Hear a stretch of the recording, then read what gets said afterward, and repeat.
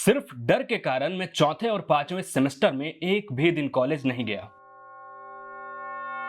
पढ़ाई का डर, टीचर का डर, रैगिंग का डर, मार पीट और गुंडागर्दी का डर, कॉलेज में घूमते फिरते पिट जाने का डर, घूमना फिरना छोड़िए अपने क्लास के बाहर ग्राउंड में बैठे या खड़े खड़े पिट जाने का डर। आप सोच रहे होंगे कि ये कौन सा कॉलेज है भाई जहां इतना डर और ऐसा डर कि डर के मारे में चौथे और पांचवें सेमेस्टर में कॉलेज गया ही नहीं। मैं बात कर रहा हूं पटना यूनिवर्सिटी के पटना कॉलेज की, जहां से मैंने अपनी ग्रेजुएशन की पढ़ाई पूरी की है। तो आइए शुरू करते हैं पटना यूनिवर्सिटी के बर्बादी की कहानी की।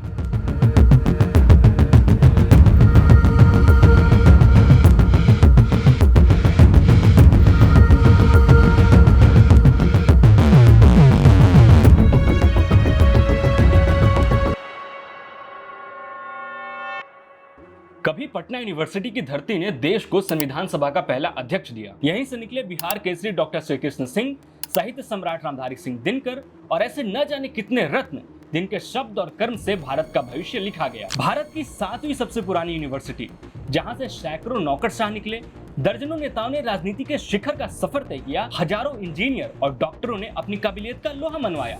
आज वो कैंपस कभी बम से थर्राता है तो कभी गोलियों की तड़तड़ाहट से।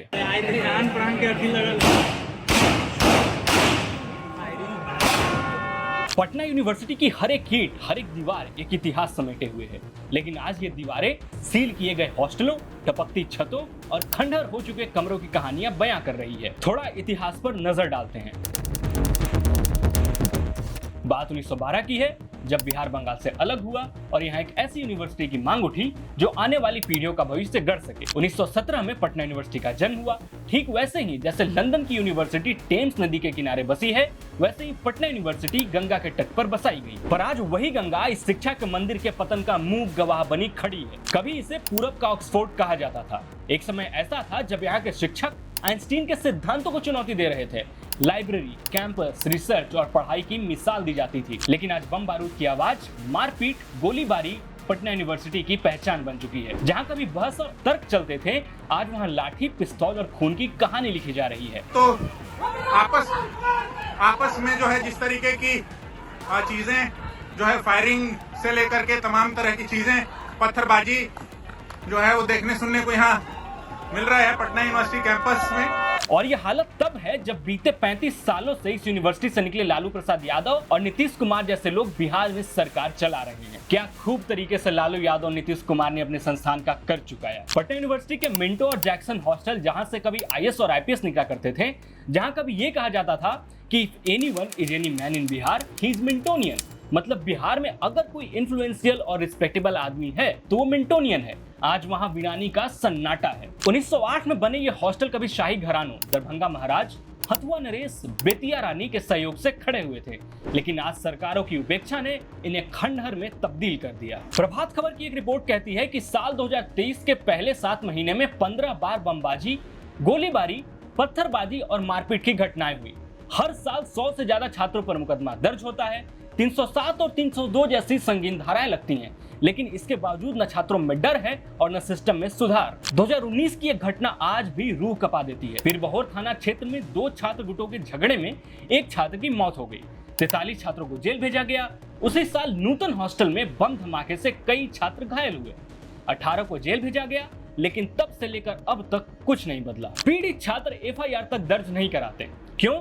क्योंकि उन्हें अपने करियर की चिंता होती है। वो खामोश रहना बेहतर समझते हैं और पुलिस सिर्फ औपचारिकता निभाती है। घटना के बाद आती है, FIR करती है, रात को छापेमारी करती है और फिर सो जाती है। सबसे शर्मनाक बात कि पटना यूनिवर्सिटी का खुद का TOP है, लेकिन उसी के सामने छात्र बमबाजी करके चले जाते हैं और पुलिस मूक दर्शक बनकर खड़ी रहती है। प्रभात खबर की एक और रिपोर्ट बताती है कि हॉस्टल में पास आउट छात्र आज भी डेरा जमाए बैठे हुए हैं। वो नए छात्रों को धमकाते हैं और कहते हैं कि जो कहें वो करो, नहीं तो अंजाम भुगतने को तैयार रहो। ये माहौल किसी जेल से कम नहीं है। NIRF की रैंकिंग कहती है कि PU अब 51 से 100 के अंदर आता है और NAC की ग्रेडिंग B+ पर सिसक रही है। रास बिहारी प्रसाद, जो खुद VC रहे हैं, दैनिक भास्कर को बताते हैं कि विनाश की नींव 1966 में ही पड़ चुकी थी।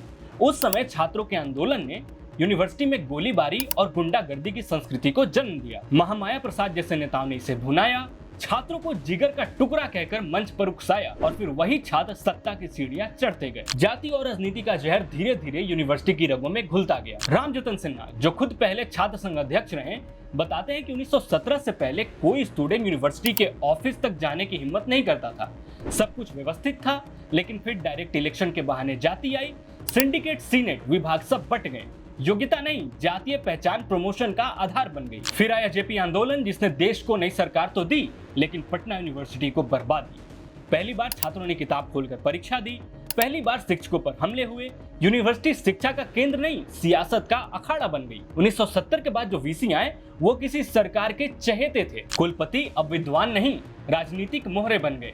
शिक्षकों की नियुक्ति हो या परीक्षा की तारीख, हर चीज में नेताओं की सिफारिश चलने लगी। फिर आया टाइम बॉन्ड प्रमोशन, जिसने प्रतिभा का गला घोंट दिया। अब जो ज्यादा दिन से बैठा है वही प्रोफेसर बन जाएगा, चाहे उसमें दम हो या नहीं। क्या कोई सोच सकता है कि वो यूनिवर्सिटी जहां एक समय 9 छात्रों पर एक शिक्षक होता था, आज वहां फुल टाइम शिक्षक ही नहीं है। लैब और लाइब्रेरी बदहाल, हॉस्टल माफियाओं के अड्डे और प्लेसमेंट के नाम सिर्फ कागजों में। क्या इस स्थिति के हिसाब से पटना यूनिवर्सिटी को सेंट्रल यूनिवर्सिटी का दर्जा मिलने का सपना भी देख सकते हैं हम? पीयू में हाल ही में हुए कुछ प्रमुख घटनाओं पर एक नजर डालते हैं। 18 अक्टूबर 2022 को चुनाव से पहले 2 गुटों में बमबाजी हुई। 19 नवंबर 2022 को चुनाव के दौरान दिन में बमबाजी हुई, मारपीट हुई। 9 जनवरी 2023 को 2 गुटों में हिंसक झड़प हुई। 3 जुलाई 2023 को एक छात्र संघ के सदस्यों के साथ मारपीट हुई, जिसमें युवतियों के कपड़े फाड़े गए। 14 जुलाई 2023 को कैंपस के बाहर सुबह सुबह बमबाजी हुई। पटना यूनिवर्सिटी के लॉ कॉलेज में 27 मई 2024 को बीएन कॉलेज के छात्र हर्षराज की पीट कर हत्या कर दी गई। सबसे बड़ा सवाल, इतने बम और हथियार आ कहां से रहे हैं? पुलिस आज तक नहीं जान पाई कि हॉस्टल में बम, बारूद और हथियार कैसे पहुंच रहे हैं। सरस्वती पूजा जैसे धार्मिक अवसरों पर भी छात्र बम चलाने से नहीं चूकते। क्या आपको पता है, इसी यूनिवर्सिटी से निकले यशवंत सिन्हा, जेपी नड्डा, शत्रुघ्न सिन्हा, रविशंकर प्रसाद, आमिर सुबहानी, राजीव गौबा और न जाने कितने नाम, क्या उन्होंने एक बार भी पलटकर देखा? क्या उन्होंने एक बार भी पटना यूनिवर्सिटी के बदहाल हालत को बदलने की कोशिश की? रत्ती भर भी नहीं। ये लोग अपनी आंखों पर पट्टी बांध के पटना यूनिवर्सिटी का पतन देखते रहे। आज पटना यूनिवर्सिटी की हालत ऐसी हो गई है कि जिसका इतिहास देखकर गर्व तो होता है, लेकिन वर्तमान पर शर्म आती है।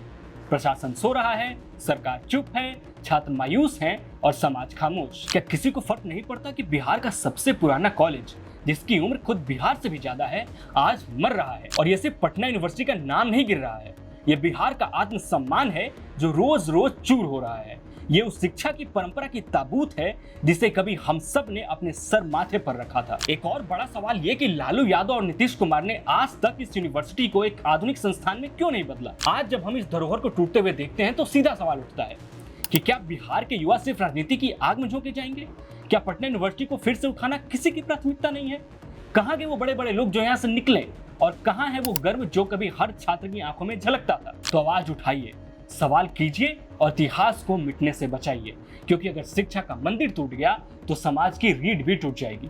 जल्द मिलूंगा एक नए वीडियो के साथ, तब तक के लिए धन्यवाद।